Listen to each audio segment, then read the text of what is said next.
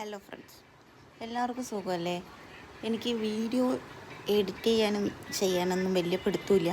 പക്ഷെ എന്താണെന്നറിയില്ല, വോയിസ് കേൾക്കുമ്പോൾ എനിക്ക് ഭയങ്കര മടി, പറയാൻ കിട്ടുന്നില്ല ഒന്നും.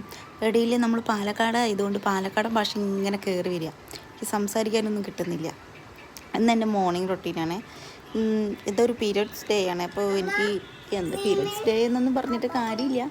എല്ലാ ദിവസത്തെയും പോലെ എല്ലാ ദിവസവും കിടന്നു നമുക്ക് റെസ്റ്റ് ഒന്നും എടുക്കാൻ പറ്റില്ല ഉണ്ണിയുള്ളതുകൊണ്ട്. അപ്പോൾ രാവിലെ എണീച്ച് കുളിയൊക്കെ കഴിഞ്ഞ് ഉണ്ണീനെ പല്ലൊക്കെ തേപ്പിച്ച് കഴിഞ്ഞ് അവൾക്ക് ഭക്ഷണം കൊടുക്കണമായിരുന്നു. അപ്പോൾ അവൾക്ക് ദോശയൊക്കെ ഉണ്ടാക്കി കൊടുത്തു. അതിനിടയിൽ നല്ലോണം വയ്യ. ഫസ്റ്റ് 2-3 ദിവസമൊക്കെ ഭയങ്കര ഇടുപ്പ് വേദനയൊക്കെ ഉണ്ടാവും. ഡെലിവറി കഴിഞ്ഞതിന് ശേഷം കേട്ടോ ഈ ഇടുപ്പ് വേദനയൊക്കെ തുടങ്ങി.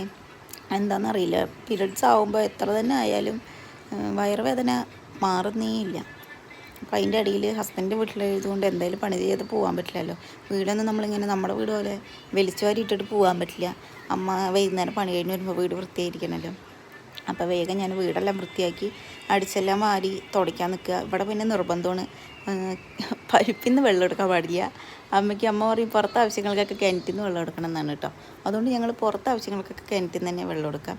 കിണറ്റിൽ നിറയെ വെള്ളമുള്ളതുകൊണ്ട് നമ്മൾ കിണറ്റിൽ തന്നെ തുടയ്ക്കാനും തിരുമ്പിയിട്ട് അലസാനൊക്കെ എടുക്കുന്നത്. പുറത്ത് തിരുമ്പുകയാണെങ്കിൽ മെഷീനിലിടുമ്പോൾ പിന്നെ നമ്മുടെ പൈപ്പിൽ വെള്ളം വരും കേട്ടോ.